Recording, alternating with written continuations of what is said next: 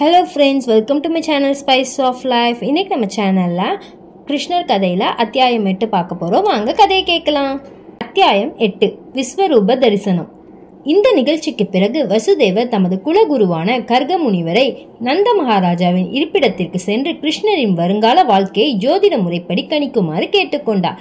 பல விரதங்களையும் தவங்களையும் ஆற்றி யது வம்சத்தின் குருவாக நியமிக்கப்பட்டிருந்த கர்க முனிவர் ஒரு மகா முனிவர். கர்க முனிவர் நந்த மகாராஜாவின் இல்லத்தை அடைந்த போது நந்த மகாராஜா அவரை கண்டு பெருமகிழ்ச்சியுற்று எழுந்து நின்று கைகூப்பி வரவேற்று தம் கடவுளை வழிபடுவது போன்ற உணர்வுடன் அவர் கர்க முனிவரை வணங்கினார். அவரை ஒரு உயர்வான ஆசனத்தில் அமர்த்தி வரவேற்பு அளித்தார். மிகுந்த பணிவுடன் அவர் கூறியதாவது: அன்பிற்குரிய அந்தனரே, கிருகஸ்தன் ஒருவனின் இல்லத்திற்கு நீர் வருகை புரிந்து அவனுக்கு அறிவுரை கூறி வழிகாட்டுவதற்கே நாங்கள் எப்போதும் கிருகஸ்த காரியங்களில் ஈடுபட்டிருப்பதால் ஆத்ம ஞானம் பெறுவதற்கான கடமைகளை மறந்து விடுகிறோம். ஆன்மீக வாழ்வு பற்றிய அறிவுரைகளை எங்களுக்கு வழங்குவதற்காக நீங்கள் வருகிறீர்கள். கிரகஸ்தர்களின் இல்லங்களுக்கு நீங்கள் வருவதில் வேறு எந்த நோக்கமும் இருக்கவில்லை. உண்மையில் புனிதமான பிராமணர்கள் எப்போதும் காசு பணத்தில் குறியாயிருக்கும் கிரகஸ்தர்களின் இல்லங்களுக்கு செல்ல தேவையில்லை. கிரகஸ்தர்கள் அறிவு பெறுவதற்காக ஏன் ஒரு பிராமணனை நாடி செல்லக்கூடாது என்று கேட்டால் கிரகஸ்தர்கள் இதயத்தில் பலவீனமானவர்கள் என்று பதில் கூற வேண்டும். குடும்ப காரியம் முக்கியமானதென்றும் அவர்கள் நினைப்பவர்கள். கருணை மேலிட்டாலேயே புனிதர்களும் பிராமணர்களும் கிரகஸ்தர்களின் இல்லங்களை நாடி செல்கிறார்கள். நந்த மகாராஜா கர்க முனிவரை ஜோதிட ஞானத்தில் வல்லவர் என்று அழைத்தார்.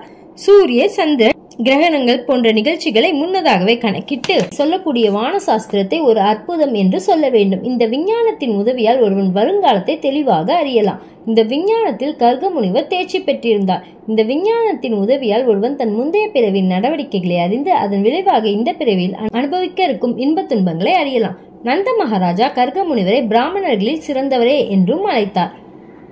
உன்னதமான பரம்பொருள் பற்றிய அறிவில் சிறந்த ஒருவர் பிராமணர் எனப்படுகிறார். உன்னதமான பரிபூரணத்தை அறியாத ஒருவன் பிராமணன் என ஒப்புக்கொள்ளப்பட மாட்டான்.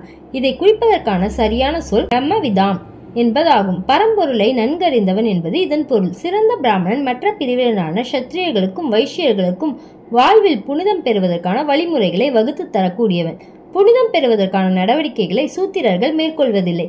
பிராமணன் சத்திரியர்களுக்கும் வைஷ்யர்களுக்குமான ஆன்மீக வழிகாட்டியாக கருதப்படுகிறான். நந்த மகாராஜா வைஷ்யரானபடியால் முதல் தர வளர்ப்பு மகன்களான கிருஷ்ணரையும் பலராமரையும் புனிதம் பெறுவதற்காக கர்க முனிவரிடம் ஒப்படைத்தார். இந்த இரு சிறுவர்கள் மட்டுமின்றி மனிதராக பிறந்துள்ள எல்லோரும் பிறந்ததற்கு பின் தகுதி பெற்ற பிராமணர் ஒருவரை ஆன்மீக குருவாக ஏற்றுக்கொள்ள வேண்டியது அவசியம் என்று நந்த மகாராஜா கருதினார். நந்த மகாராஜா இவ்வாறு வேண்டிக் கொண்டதும் கர்க முனிவர் பதிலளித்தார்: இந்த இரு சிறுவர்கள், குறிப்பாக கிருஷ்ணர் புனிதம் அடைவதற்கான நடவடிக்கைகளை மேற்கொள்ளும்படி வசுதேவர் என்னை இங்கு அனுப்பியுள்ளார். நான் அவர்களின் குலகுரு. கிருஷ்ணர் தேவகியின் மைந்தன் என்று எனக்கு தோன்றுகிறது. கிருஷ்ணர் தேவகியின் மைந்தன் என்றும் நந்த மகாராஜாவின் பொறுப்பில் விடப்பட்டிருக்கிறார் என்பதையும் கர்க முனிவர் ஜோதிட கணிப்பின் மூலம் அறிந்தார். நந்தருக்கு இது தெரியாது. கிருஷ்ணரும் பலராமரும் வசுதேவரின் மகன்கள் என்பதை கர்க முனிவர் மறைமுகமாக குறிப்பிட்டார். ரோகிணி அங்கிருந்ததால் பலராமர் வசுதேவரின் மகன் என்பது தெரிந்தது. ஆனால் கிருஷ்ணரை பற்றி நந்த மகாராஜா அறிந்திருக்கவில்லை. கிருஷ்ணர் தேவகியின் மைந்தன் என்பதை கர்க முனிவர் மறைமுகமாக குறிப்பிட்டார்.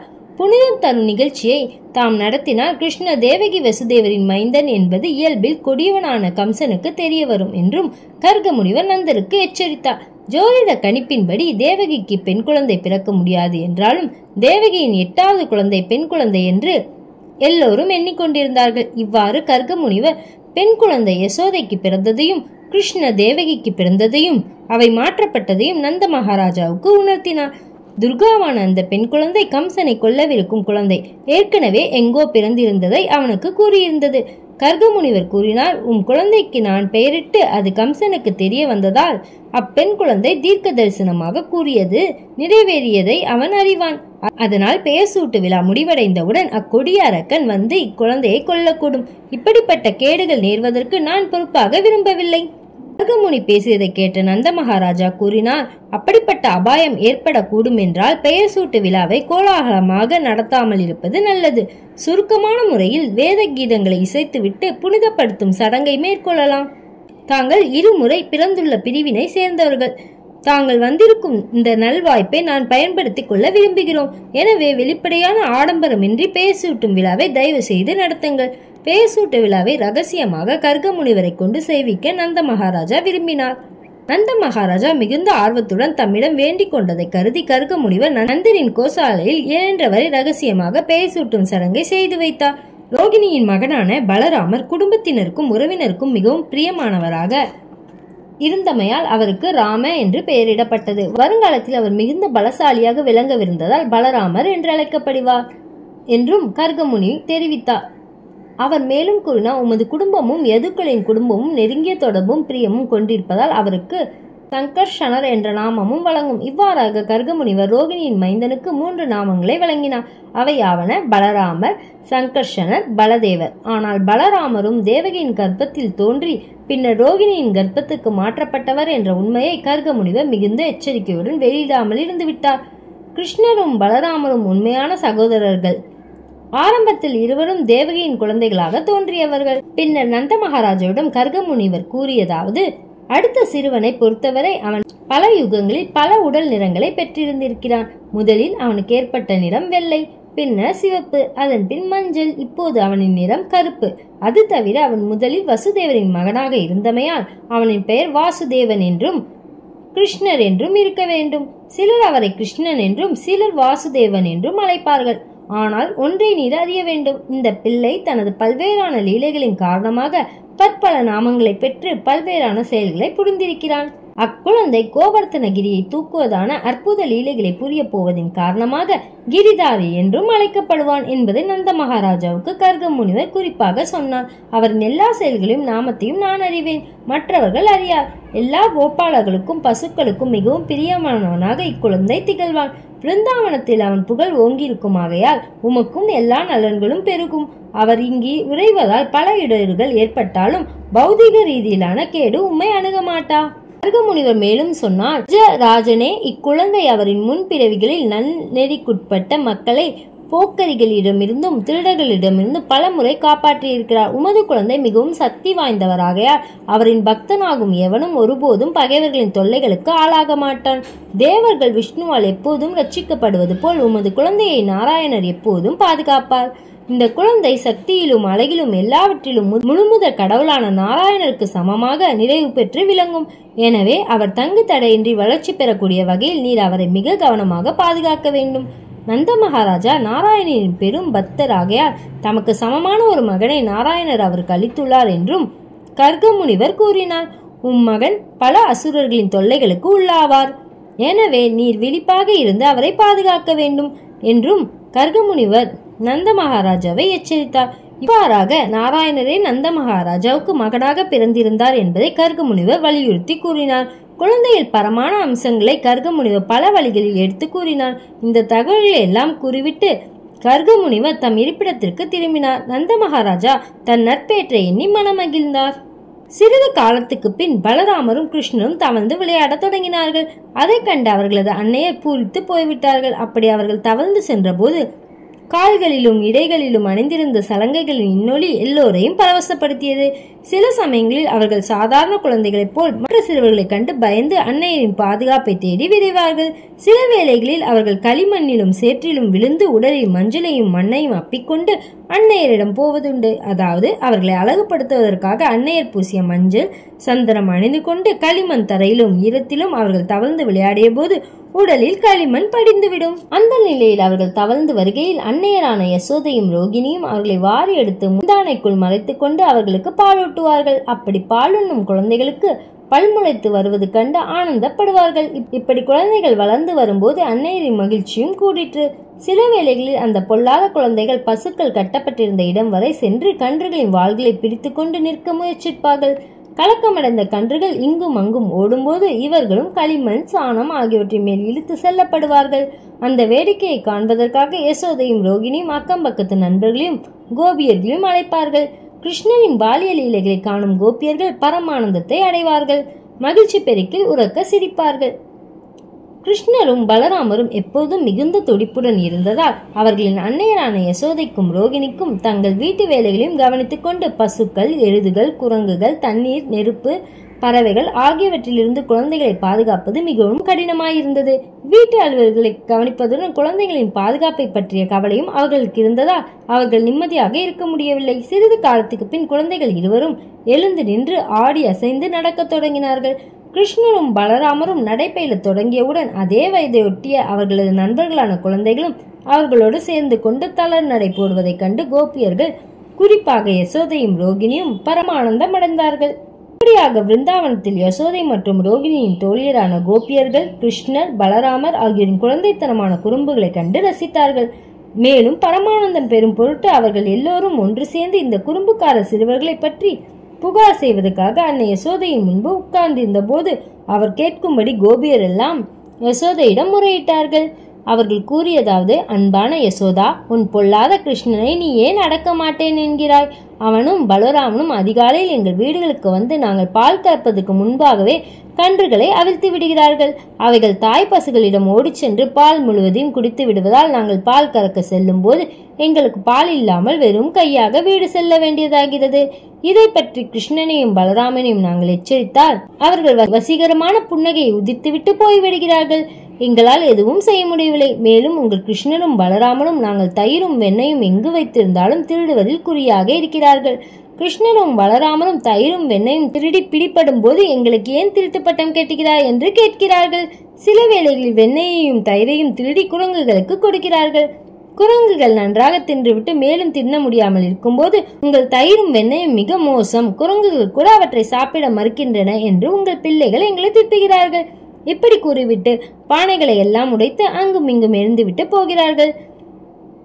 தயிரையும் வெண்ணையும் நாங்கள் இருட்டான தனியிடத்தில் வைத்திருந்ததால் நாங்கள் கிருஷ்ணனும் பலராமனும் தாங்கள் அணிந்திருக்கும் ஆபரணங்களிலிருந்து வெளிப்படும் பிரகாசத்தின் உதவியால் அவை இருக்கும் இடத்தை கண்டுபிடித்து விடுகிறார்கள்.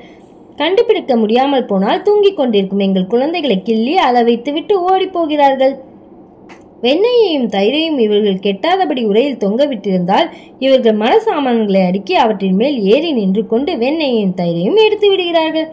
அப்படியும் எட்டாவிட்டால் பானைகளின் துளைகளை ஏற்படுத்தி வாயிலும் கைகளிலும் ஏந்தி பிடித்துக் கொள்கிறார்கள். எனவே உங்கள் குழந்தைகளின் உடலில் இருந்து நகைகளை நீங்கள் அகற்றி விடுவது நல்லதென்று நினைக்கிறோம். இதை கேட்ட யசோதை சொல்வாள், சரி, இருட்டில் அவர்கள் தயிரையும் வெண்ணையும் கண்டறிய முடியாதபடி அவர்களின் நகைகளை அகற்றி விடுகிறேன்.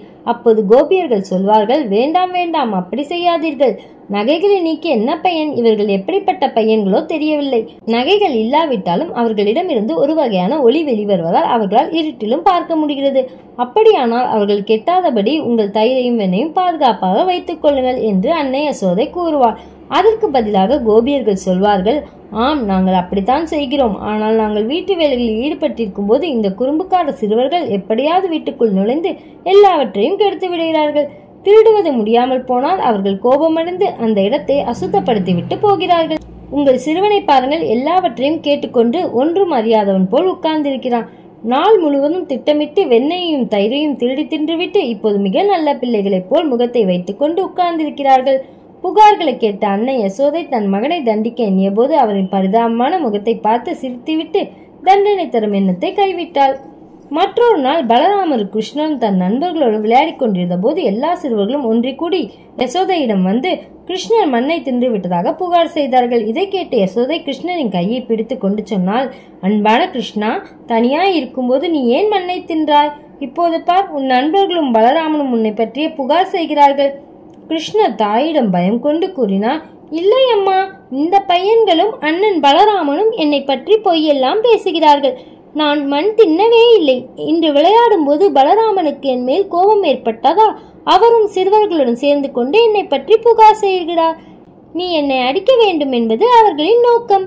அவர்கள் சொல்வது உண்மை என்று நீ எண்ணினால் நான் வாயை திறந்து காட்டுகிறேன், நீயே பார்த்துக்கொள். சரி, நீ மண்ணை தின்னவென்று என்றால் உன் வாயை திற பார்க்கலாம் என்றாள் அன்னை யசோதா.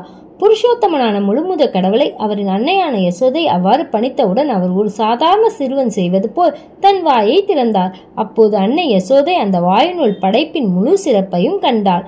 எல்லா திசைகளிலும் விரிந்திருந்த விண்வெளி, மலைகள், தீவுகள், கடல்கள், சமுத்திரங்கள், கிரகங்கள், காற்று, நெருப்பு, சந்திரன், நட்சத்திரங்கள் ஆகிய எல்லாவற்றையும் யசோதை கண்டாள். சந்திரன் மற்றும் நட்சத்திரங்களுடன் பூதங்கள் எல்லாவற்றையும், நீர், ஆகாயம், அதற்கப்பால் பறந்திருக்கும் தூய வெளியையும், முழுமையான அகங்காரத்தையும், புலன்களின் பெருக்கத்தையும், புலன்களின் ஆளுநரையும், எல்லா தேவர்களையும், புலன்கள் நுகரும் பொருட்களான ஒளி, வாசனை போன்ற பலவற்றையும், இயற்கையின் முக்குணங்களையும் அவள் கண்டாள்.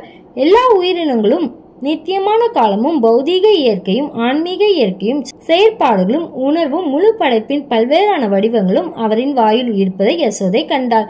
பிரபஞ்ச படைப்புக்கு தேவையான எல்லாம் தன் குழந்தையின் வாயினுள் இருப்பதை அவளால் காண முடிந்தது. அவள் கிருஷ்ணரை தன் மடியில் வைத்துக்கொண்டு அவருக்கு பாலூட்டுவதையும் அந்த வாயினுள் கண்டாள்.